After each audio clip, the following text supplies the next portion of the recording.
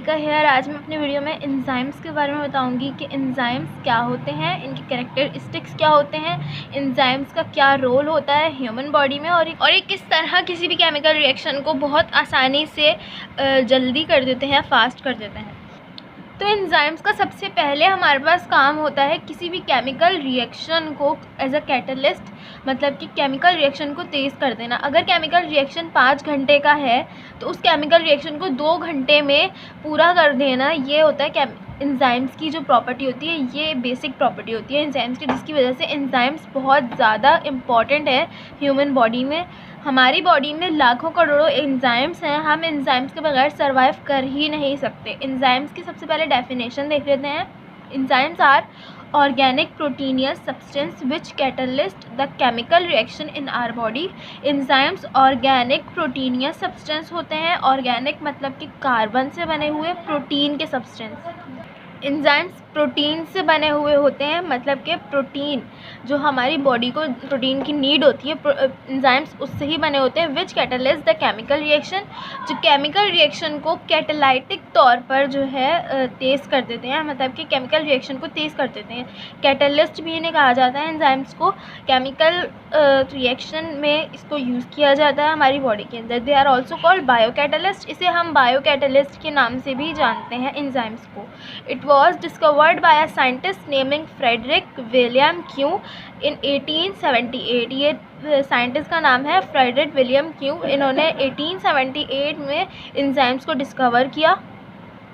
Enzymes तो होते हैं ऑर्गेनिक प्रोटीनियस सब्सटेंस, मतलब कि कार्बन से बने हुए प्रोटीन के सब्सटेंस होते हैं जो किसी भी केमिकल रिएक्शन को तेज़ करने के लिए होते हैं। इसके अलावा एंजाइम्स हमारी बॉडी में कॉम्प्लेक्स फूड को, कॉम्प्लेक्स मॉलिक्यूल्स को सिंपल मॉलिक्यूल्स में ब्रेक कर देते हैं और इन्हें डिज़ोल्व करके ग्लूकोज बना लेते हैं। जैसे कि अगर हम अगर फूड इनटेक करते हैं, अगर हम बिरयानी खा रहे हैं, अगर हम पिज़्ज़ा खा रहे हैं, बर्गर खा रहे हैं, तो हमारे सेल को इसकी कोई नीड नहीं है। हमारा सेल जो है वो ग्लूकोज मांगता है, हमसे कहता है कि हमें ग्लूकोज चाहिए, हम थोड़ी ये खाएंगे। उन्हें ग्लूकोज की ज़रूरत होती है हमारे सेल को, बॉडी के सेल्स को, जो हमारी बॉडी में मौजूद ऑर्गेन्स के, टिश्यूज़ के सेल हैं, उन्हें ग्लूकोज की ज़रूरत होती है, प्रोटीन की ज़रूरत होती है। तो जैसे कि फॉर एग्जांपल कि हमने एंजाइम से बोला कि भाई हमने फूड इनटेक किया है और हमें ये इस जो फूड को, ये कॉम्प्लेक्स फूड को, कि जो हमने कॉम्प्लेक्स मॉलिक्यूल्स इनटेक किए हैं उसे सिंपल फूड में, सिंपल कंपाउंड्स में उसे डिज़ोल्व कर दो। तो एंजाइम्स क्या करेंगे, एंजाइम्स अपने सबस्ट्रेट के हिसाब से उन मॉलिक्यूल्स को लेंगे और डिज़ोल्व कर देंगे, जिसका ग्लूकोज जो है वो हमारे सेल्स तक पहुंच जाएगा। और ये काम एंजाइम्स को हमें कहना नहीं पड़ता। मतलब कि एग्जांपल दे रही थी मैं कि अगर हम एंजाइम्स को बोलें तो ये एंजाइम्स जो होते हैं ये काम वो खुद करते हैं। हमारे जिस्म में बहुत सारे एंजाइम्स होते हैं, जैसे डाइजेस्टिव सिस्टम में बेपन्ना एंजाइम्स होते हैं। उन एंजाइम्स के ज़रिए से ही हमारा फूड डाइजेस्ट होता है। और दूसरी बात ये कि उन एंजाइम्स के ज़रिए से ही हमें हमारी बॉडी को जो प्रोटीन होते हैं, जो न्यूट्रिएंट्स होते हैं वो मिल रहे होते हैं।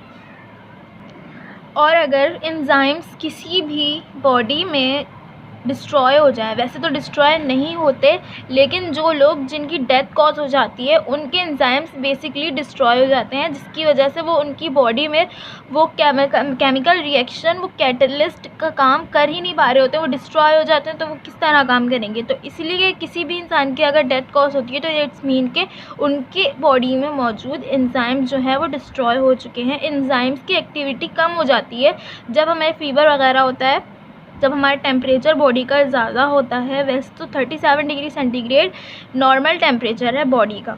तो बहुत तो हो गई एंजाइम्स के बारे में, आगे एंजाइम्स के पढ़ना है। Characteristics of enzymes. एंजाइम्स होते हैं प्रोटीन की नेचर के होते हैं, मतलब प्रोटीन से बने हुए होते हैं, बायोमॉलिक्यूल्स होते हैं। और इनका जो एटॉमिक वेट, मॉलिक्यूलर वेट होता है या एटॉमिक वेट होता है इनका, वो बहुत ज़्यादा होता है।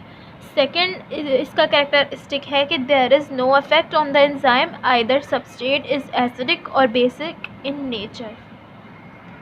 किसी भी एंजाइम पे कोई असर नहीं पड़ता अगर उसका सबस्ट्रेट एसिडिक हो या उसका सबस्ट्रेट बेसिक हो अपनी नेचर में। एंजाइम यहाँ पर स्पेसिफिक सबस्ट्रेट यहाँ पे नज़र आ रहा होगा। इस स्पेसिफिक सबस्ट्रेट की नेचर अगर बेसिक होगी तो भी एंजाइम को कोई फ़र्क नहीं पड़ेगा, और अगर एसिडिक होगी तो भी एंजाइम को कोई फ़र्क नहीं पड़ेगा।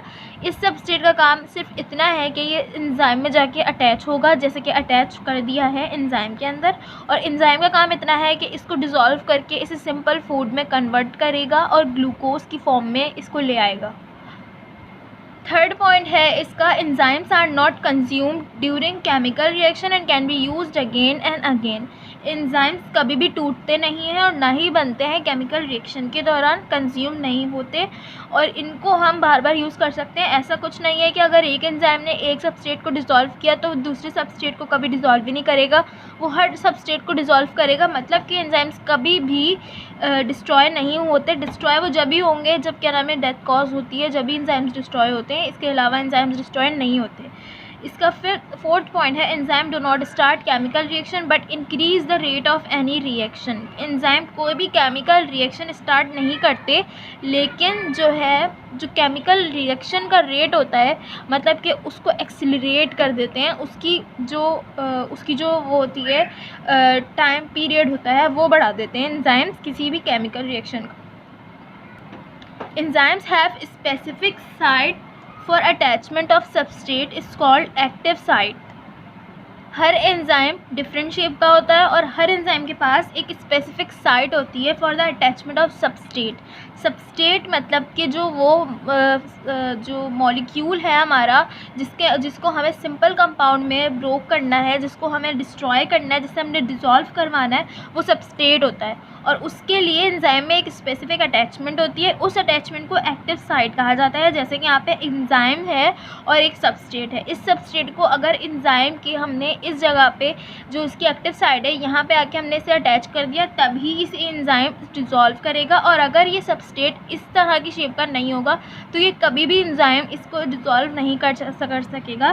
जैसे कि यहाँ पे ट्राइंगल है सबस्ट्रेट, जैसे कि सबस्ट्रेट की शेप ट्रायंगल है, अगर यहाँ पे सर्कल होती तो एंजाइम कभी भी सबस्ट्रेट को डिज़ोल्व नहीं करता, क्योंकि इसकी एक्टिव साइड ही उस सर्कल के अकॉर्डिंग होगी ही नहीं, जिसको वो सब उस सर्कल के अकॉर्डिंग एंजाइम की एक्टिव साइड होगी ही नहीं कि वो सबस्ट्रेट को किसी को डिज़ोल्व कर सके। यहाँ पे दो तरह के एंजाइम्स मैंने बनाए हुए हैं और दो तरह के सबस्ट्रेट, जिस सबस्ट्रेट को जो एंजाइम मैच करेगा, मतलब कि एक्टिव साइड में जो भी अटैच होगा, पूरा अटैच होगा सही से, वही एंजाइम उस सबस्ट्रेट को डिज़ोल्व करेगा। अदरवाइज़ यहाँ पे अगर ट्राइंगल, यहाँ पे अगर रेक्टेंगल होता, सर्कल होता, ओवल होता, या फिर कोन शेप का या किसी भी शेप का होता, तो यहाँ पे कोई भी एंजाइम, कोई भी सबस्ट्रेट डिज़ोल्व नहीं हो पाता, क्योंकि हर सबस्ट्रेट के लिए एक अलग स्पेसिफिक एंजाइम होता है।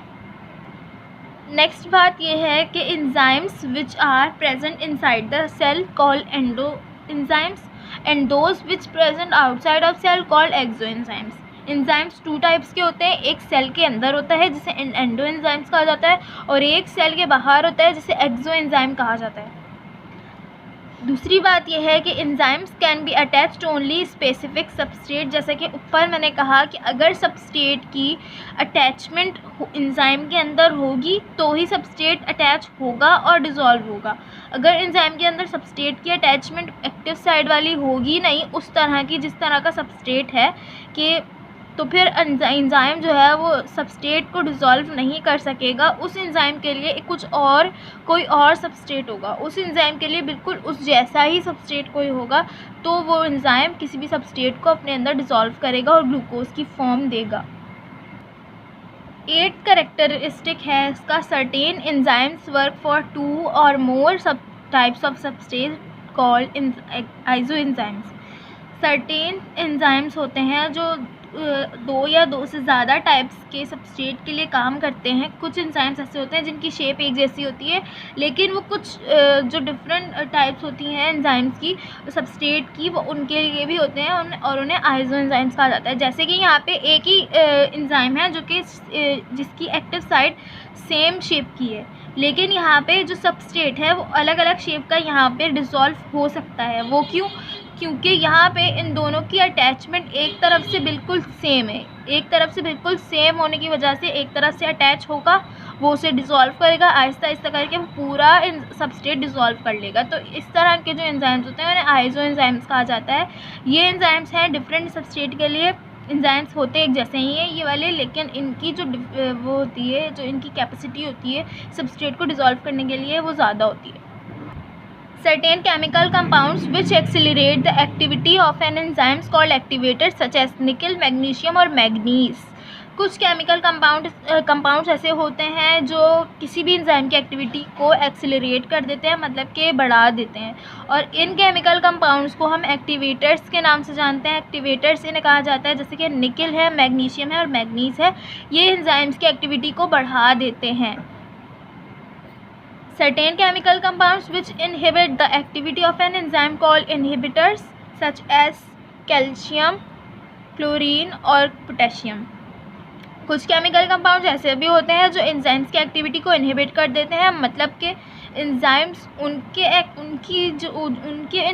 इन्फ्लुएंस में आके एंजाइम जो अपनी एक्टिविटी को कम कर लेते हैं, तो उन एक्टिविटर्स को उन केमिकल कंपाउंड्स को इनहिबिटर्स कहा जाता है, और इनमें क्लोरीन, कैल्शियम और पोटेशियम शामिल है, जिन्हें हम इनहिबिटर्स कहा जाता है। लास्ट इसका पॉइंट है, enzymes are pH sensitive as well as heat sensitive, यानी कि इन्हें थर्मोलेबाइल भी कहा जाता है। एंजाइम्स pH के सेंसिटिव होते हैं, मतलब कि pH इनकी जो होती है वो बहुत ज़्यादा सेंसिटिव होती है, और ये हीट सेंसिटिव भी होते हैं। जैसे कि मैंने कहा कि जब भी हमें फ़ीवर होता है या हमारी बॉडी का टेम्परेचर नॉर्मल टेम्परेचर से ज़्यादा होता है, तो हमारे एंजाइम जो होते हैं वो वर्क करना कम कर देते हैं, मतलब कि उनकी एक्टिविटी में फ़र्क आ जाता है। मतलब कि जैसे कि अभी इस सेकंड लास्ट पॉइंट में कहा कि कुछ एंजाइम्स होते हैं वो कुछ कंपाउंड्स होते हैं वो एंजाइम्स की एक्टिविटी को इनहिबिट कर देते हैं, तो मतलब कि क्लोरीन, कैल्शियम और पोटेशियम में से ही कुछ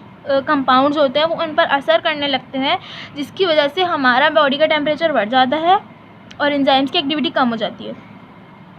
लेकिन उस फॉर्म में भी, उस सूरत में भी एंजाइम्स डिस्ट्रॉय नहीं होते।